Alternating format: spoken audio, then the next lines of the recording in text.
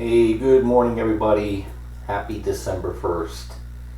And the first thing I want to say is anybody that just recently subscribed with us, thank you.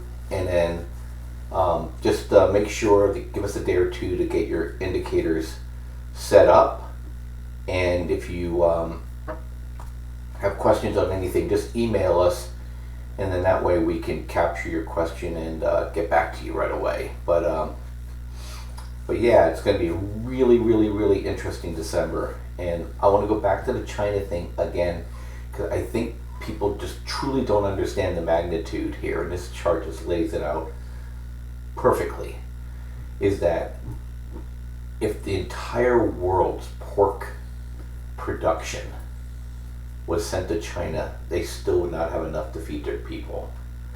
This is absolutely huge.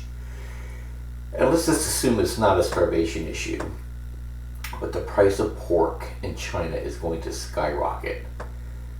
And China's already starting to struggle with dissatisfaction. We're starting to see some protests and riots in Guangdong, and that is a Xi stronghold area, and it's not related to food, but can you just imagine when people cannot afford to pay for their food, what will happen over there? We don't realize the United States. I think for the most part, it's like between 15 and 18% of income goes to eating. In countries like China, that rises to 40 to 50%, and plus they pay high rents. So if you get this food inflation, and the pig food inflation that's their number one meat they eat, it has doubled. And you can just imagine the strain that's putting on the population. I'm sure it's wiping out their savings. And the political flashpoint of this, if they start importing our pigs, and I talked about this before with Smithfield Foods, and prices of pork starts to rise, there's going to be a hue and a cry politically to kill those exports. And so you saw what happened with Congress with China, and Trump's hand will absolutely be tied, because the last thing he wants to do is get in front of telling people they have to pay more for food for a trade deal with China. And I think this is one of the reasons why Trump's been holding back. He knows he has leverage and he has time. The narrative is that China's waiting out President Trump. But think about that for a second. Let's say Trump loses the election. Who's he going to lose to? It's not going to be Biden. I think Biden literally, seriously, is suffering from old age dementia, and it's sad. He's not my cup of tea as a politician, but he's fairly mainstream. He's compromised with China, though, so you're going to have maybe Warren.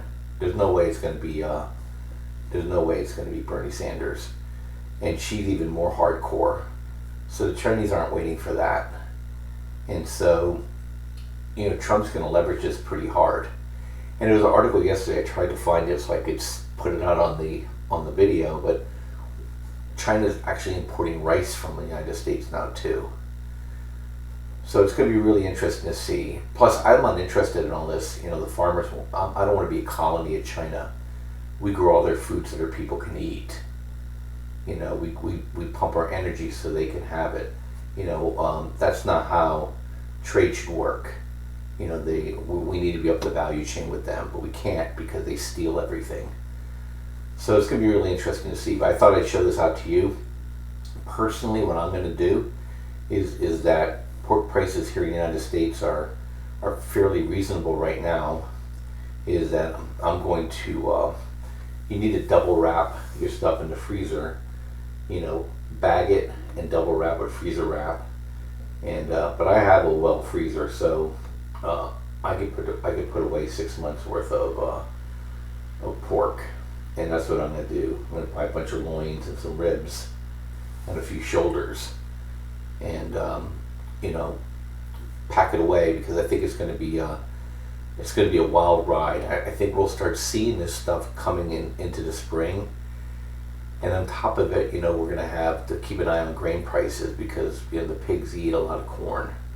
So, anyway, I'm going to be back again. This just caught my attention. I want to show you something about the stock market too. That if this doesn't get you a little bit unnerved, I'm going to show you what the S&P looks like. Thanks for listening, and talk to you later. Bye-bye.